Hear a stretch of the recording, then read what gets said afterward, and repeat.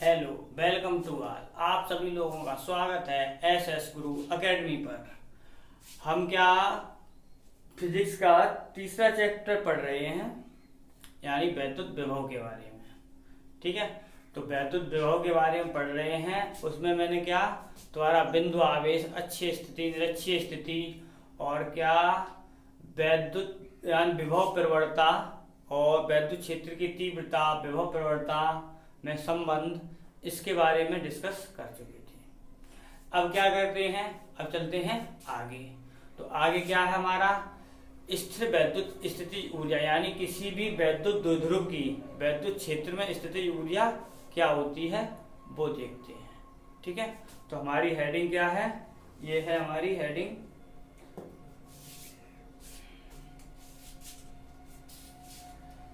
वैद्युत क्षेत्र में। हेडिंग है हमारी वैद्युत क्षेत्र में वैद्युत द्विध्रुव की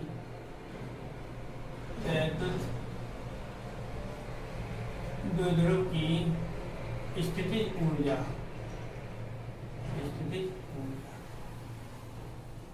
ठीक है, तो वैद्युत द्विध्रुव की वैद्युत स्थिति ऊर्जा निकाल, यानी स्थिति ऊर्जा निकालेंगे किसमें, हम वैद्युत क्षेत्र में।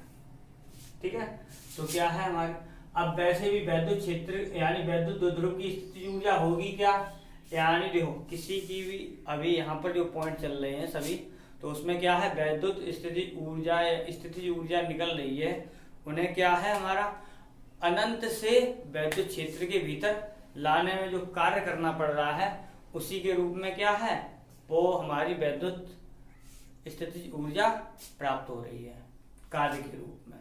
तो क्या है यहाँ पर भी क्या है हमारी वैद्युत द्विध्रुव की स्थिति ऊर्जा है, तो वैद्युत द्विध्रुव की स्थिति ऊर्जा क्या होगी हमारी, किसी वैद्युत द्विध्रुव को अनंत से वैद्युत क्षेत्र में लाने पर जो कार्य करना पड़ेगा वही हमारी क्या होगी, वैद्युत स्थितिज ऊर्जा या स्थितिज ऊर्जा होगी। ठीक है, तो क्या करते हैं हम, चलो चलते हैं। अब क्या है, अब यहाँ पर देखो, अगर किसी भी, अब देखो अगर किसी भी वैद्युत द्विध्रुव को हम क्या वैद्युत क्षेत्र ई में रखें, तो क्या है, चलो हम पहले बना रहे हैं। एक हमने वैद्युत द्विध्रुव मान लिया, ये रहा हमारा, क्योंकि थोड़ा दिखाना पड़ेगा, तो उसी के अनुसार चलते हैं। वैद्युत क्षेत्र की दिशा ये है, हमने यहाँ पर मान लिया -q और यहाँ पर मान लिया +q। ठीक, ये हमने मान लिया इधर कहीं अनंत पॉइंट।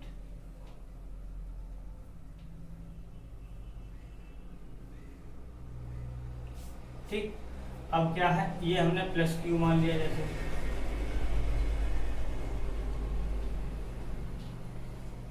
जो हम बात अब बताएंगे वो पहले बता चुके हैं सब, ये भी है।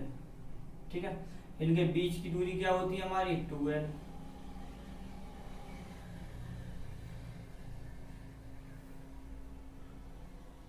ही तो थी। अब देखो यहाँ पर, और वैद्युत द्विध्रुव की बात करें तो वैद्युत द्विध्रुव की दिशा क्या होगी हमारी, -b से यानी -q से +q की ओर होती है। ठीक है, तो हमारा क्या है, अब यहां पर देखना,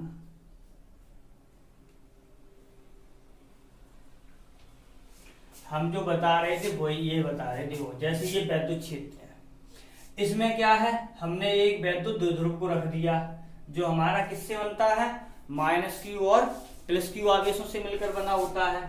अब क्या है यहाँ पर -q और +q।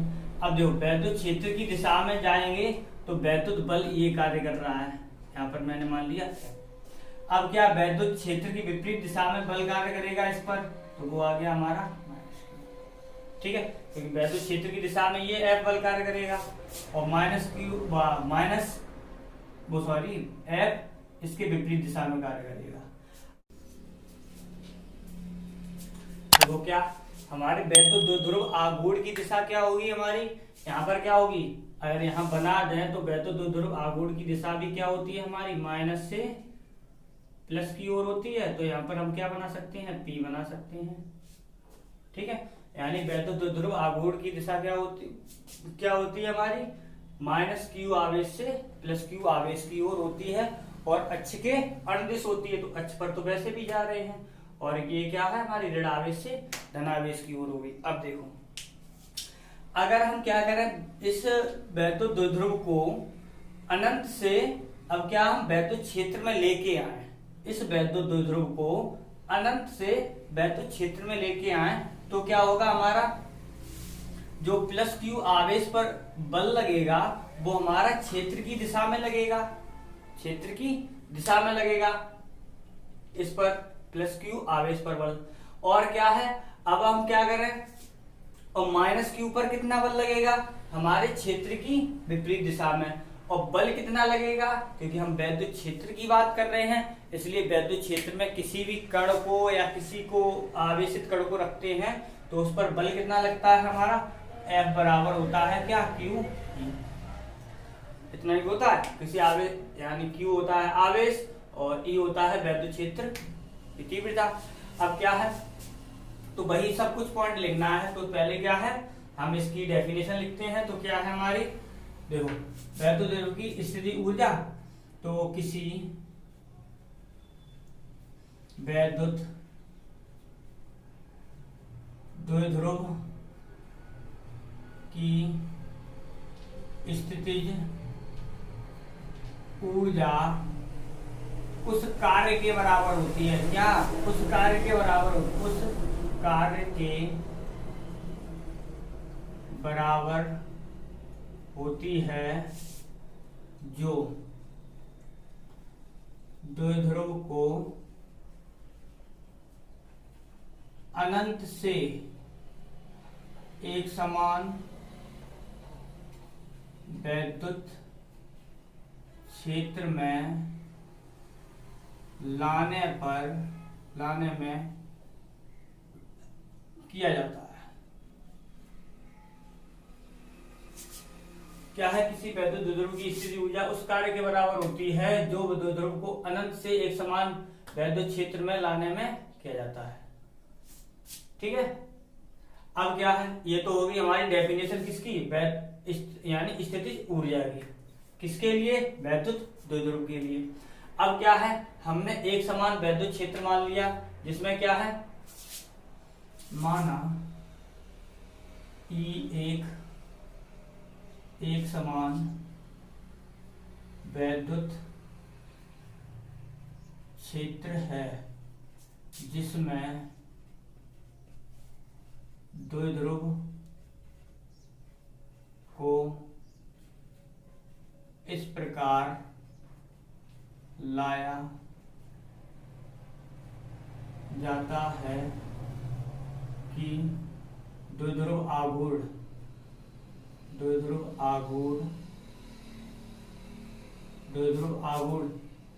क्या है हमारा, द्विध्रुव आघूर्ण क्षेत्र की दिशा में हो, दिशा में, देखो इसकी भी दिशा इधर ही है, इसकी भी दिशा इधर ही है। ठीक है, अब क्या है, तो अब देखो वही पॉइंट क्या है हमारा, जो वैद्युत द्विध्रुव है, इतना हम देखो, इतना बोलेंगे इतना लिखेंगे नहीं, इसलिए क्या है तुम्हें ध्यान से समझना है। ठीक है, तो क्या है हमारा जो द्विध्रुव है वो प्लस क्यू और माइनस क्यू आवेशों से मिलकर बना है।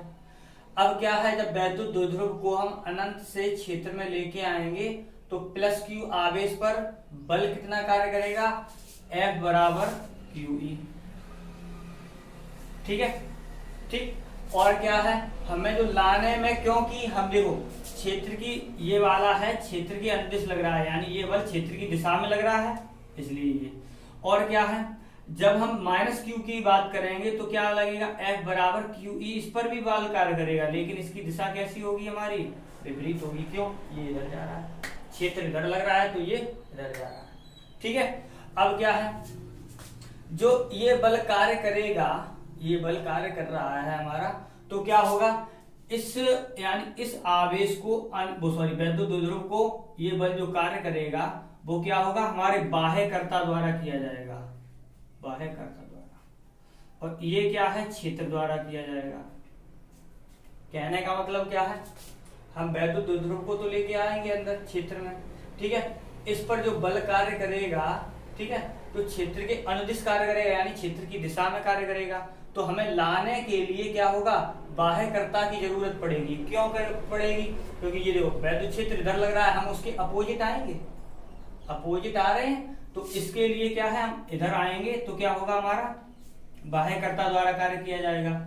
और इस पर क्या होगा हमारा, इसके लिए तो बाह्यकर्ता द्वारा कार्य किया जाएगा, और इसके लिए क्या होगा, वैद्युत क्षेत्र खुद इसे अपनी ओर खींचेगा, ठीक है। ये वाला हमारा पॉइंट हुआ। अब क्या है, विपरीत दिशा में लाने में किया गया कार्य होगा। तो अब यहां पर देखो, अब यहां पर चलो हम इतना लिख दे रहे हैं, प्लस क्यू आवेश पर, प्लस क्यू आवेश पर क्षेत्र की दिशा में, क्षेत्र की दिशा में, क्षेत्र की दिशा में बल QE लगेगा, ठीक। और माइनस क्यू आवेश पर क्षेत्र की विपरीत दिशा में, विपरीत दिशा में QE बल कार्य करेगा, यानी F बराबर QE, F बराबर QE लगेगा, ठीक है। तो क्या है, ये करेगा। अब क्या है, अब इसी में हम पॉइंट बढ़ा दे रहे हैं, बाह्यकर्ता द्वारा कार्य किया जाएगा, बाह्यकर्ता द्वारा कार्य किया जाएगा, यानी इसमें क्या होगा, बाह्यकर्ता द्वारा कार्य किया जाएगा। इसमें कौन कार्य करेगा, हमारा वैद्युत क्षेत्र कार्य करेगा, यानी क्षेत्र कार्य करेगा, क्षेत्र द्वारा कार्य, ठीक है। इसमें क्या होगा, क्षेत्र द्वारा कार्य किया जाएगा। अब क्या होगा हमारा, जब इसमें क्षेत्र द्वारा कार्य किया जा रहा है, अब यहाँ पर देखो, अब दूरी पर चलते हैं, तो हमारा क्या है, यहाँ पर देखो, ये प्लस क्यू आवेश यहाँ से मान ले रहे हैं, ये अनंत है, यहाँ पर देखो, और यहाँ से लेके यहाँ तक देखो, तो दूरी का अंतर कितना है हमारा, 12। इसका मतलब क्या है, हमारा जो प्लस वो माइनस क्यू आवेश को हम जब क्षेत्र में लेके आएंगे, तो क्या होगा हमारा, हमें 2L दूरी अधिक तय करनी पड़ेगी। माइनस क्यू जो क्षेत्र द्वारा कार्य कर रहा है, तो वो क्या होगा हमारा, 2L दूरी हमें ज्यादा तय करनी पड़ेगी। जब 2L दूरी ज्यादा तय करनी पड़ेगी, तो उसे कार्य भी ज्यादा करना पड़ेगा। क्यों, क्योंकि कार्य का सूत्र कैसा होता है, बल इंटू विस्थापन, यानी विस्थापन अगर ज्यादा होगा तो कार्य भी ज्यादा होगा। तो हमारा दूरी यानी विस्थापन भी तो ज्यादा ही हो रहा है, तो ज्यादा होगा तो क्या होगा, हमारा कार्य भी ज्यादा होगा। तो हम क्या कर रहे हैं, मैंने कहा था मैं थोड़ा शॉर्ट में लूंगा, तो मैंने शॉर्ट में लिया है। अब क्या है यहाँ पर, तो द्विध्रुव को हम वही लिख रहे हैं, द्विध्रुव को अनंत से क्षेत्र में लाने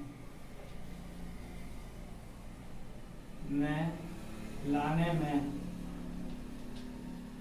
किया गया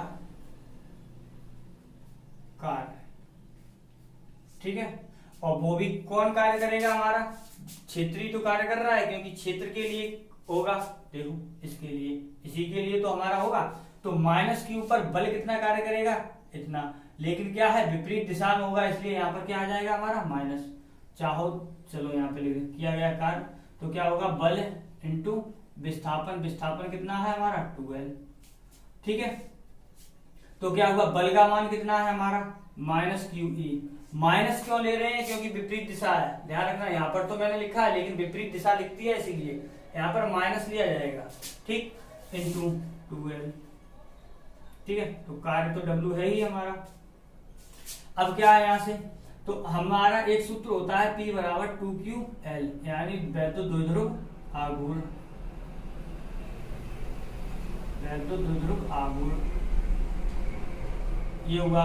तो वैद्युत द्विध्रुव आघूर्ण होता है, तो यहाँ से क्या हुआ हमारा, P का मान रख दो, देखो 2 गया, Q गया, L गया, तो W बराबर क्या आ जाएगा, माइनस का आ जाएगा हमारा क्या, PE, ये आ जाएगा हमारा क्या किया गया कार्य, और वो भी कार्य किसके द्वारा किया जाएगा, हमारा क्षेत्र के द्वारा किया जाएगा। क्यों? क्योंकि यही तो हो रहा है, क्षेत्र द्वारा ही तो कार्य हो रहा है। देखो माइनस क्यू के लिए, ठीक, तो ये हो गया। अब क्या है हमारा, अब यहां से और आगे,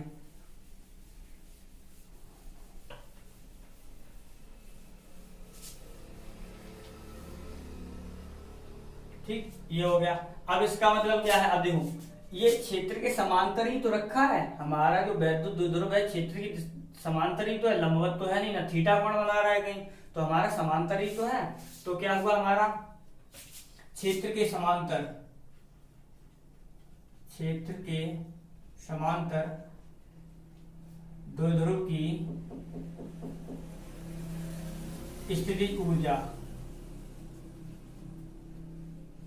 स्थितिज ऊर्जा, तो क्या है U0, क्योंकि यहाँ पर जो 0 इसलिए लिख दिया है क्योंकि समांतर होता है तो थीटा का मान कितना होता है, 0 ही तो मानते हैं, कोई कोण ही नहीं बनता, इसलिए यहाँ पर 0।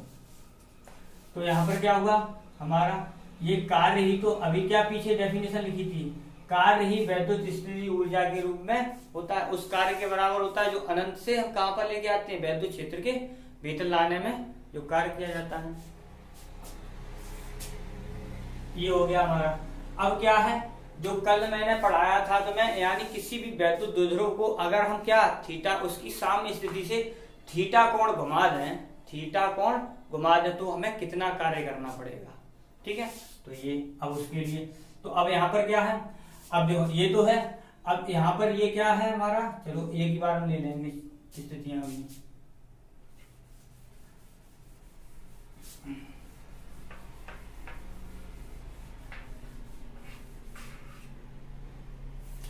तो यहां से देखो क्या होगा, यदि द्विध्रुव को साम्य स्थिति से थीटा कोण, यदि हटा दे, द्विध्रुव को साम्य स्थिति से थीटा कोण घुमाने में किया गया कार्य, तो कार्य का सूत्र कल निकाला था हमने, आया था W बराबर क्या आया था हमारा, PE 1 माइनस कॉस थीटा, ठीक है। अगर वो देखो ये वाला कोण तुम्हें तभी समझने में आएगा, ये वाला जो थीटा कोण घुमाया है वो जब पिछला वाला वीडियो देखोगे, यानी लेक्चर 22, ठीक, तो उसमें तुम्हारा मिल जाएगा। अब क्या है यहां से, तो देखो अब हमने थीटा कोण पर द्विध्रुव की स्थितिज ऊर्जा, अब थीटा कोण पर निकाली, तो थीटा कोण पर क्या है हमारा, U थीटा बराबर निकलेगा तुम्हारा U0 और प्लस ये क्या W, ठीक है। तो यहां से ये अब क्या है, U0 का मान माइनस का प्लस कॉस थीटा, अंदर गुणा कर दो तो ये क्या हो गया हमारा, अंदर गुणा करते हुए लिख रहे हैं PE और माइनस का PE कॉस थीटा हो जाएगा, तो जो ये कैंसिल हो जाएगा तो हमारा क्या आ गया, माइनस का PE कॉस थीटा आ गया, U थीटा बराबर, ये मेन सूत्र है हमारा। अब क्या है, अब स्थितियों पर विचार करेंगे, अब अलग अलग स्थितियों पर विचार करेंगे, ये तो सूत्र आ गया हमारा।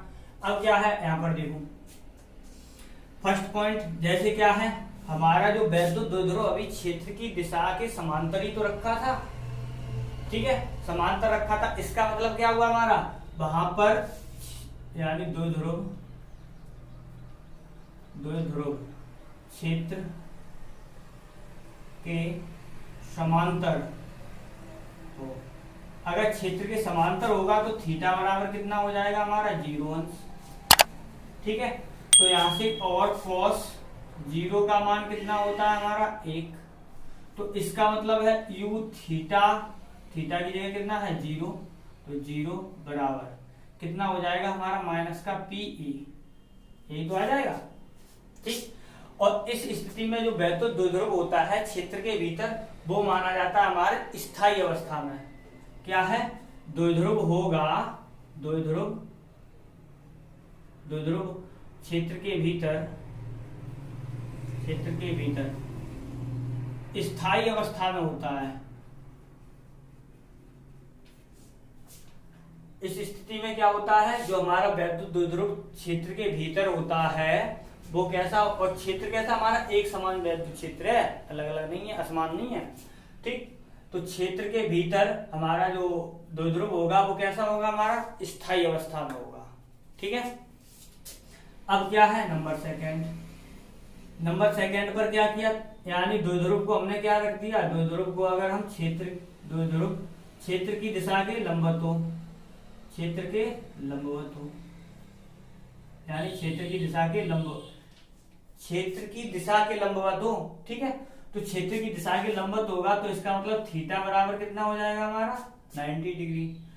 cos 90 का मान कितना होता है हमारा 0 सॉरी। ठीक, तो u 90 बराबर कितना हो जाएगा हमारा 0। इसका मतलब क्या है, यहाँ पर देखो हमारा हम प्लस क्यू आवेश पर लग रहा था बल, तब कार्य कर रहे थे, और माइनस क्यू पर लग रहा था बल, तब भी कार्य करना पड़ रहा था। जब प्लस क्यू पर लग रहा था, यहाँ पर मैंने लिखा था, तो बाह्यकर्ता कार्य कर रहा था, और जब माइनस क्यू द्वारा बल, यानी माइनस क्यू पर बल लग रहा था, तो वो क्या लग रहा था, हमारा वैद्युत क्षेत्र द्वारा किया जा रहा था। तो इस कंडीशन में क्या होता है, जब 90 डिग्री लिया जाता है तो बाह्यकर्ता जितना कार्य करता है उतना ही हमारा वैद्युत क्षेत्र द्वारा कार्य किया जाता है। तो नेट कार्य होता है वो हो जाता है हमारा 0। क्यों, विपरीत होते हैं ना।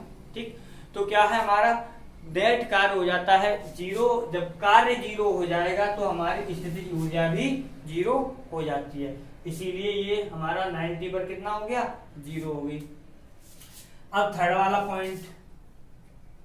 वाले पॉइंट में क्या है हमारा, थर्ड वाले पॉइंट में तो देखो, अगर हमने क्या किया, ये समांतर रखा ही है, जैसे ये रखा है, हमने इसे क्या किया 180 अंश घुमा दिया ऐसे करके। वैद्युत द्विध्रुव को क्या करें हम 180 अंश घुमा दें, यानी क्या करते हैं क्षेत्र की दिशा ही उलट दें, यानी प्लस क्यू को माइनस क्यू बना दें, माइनस क्यू को प्लस क्यू बना दें।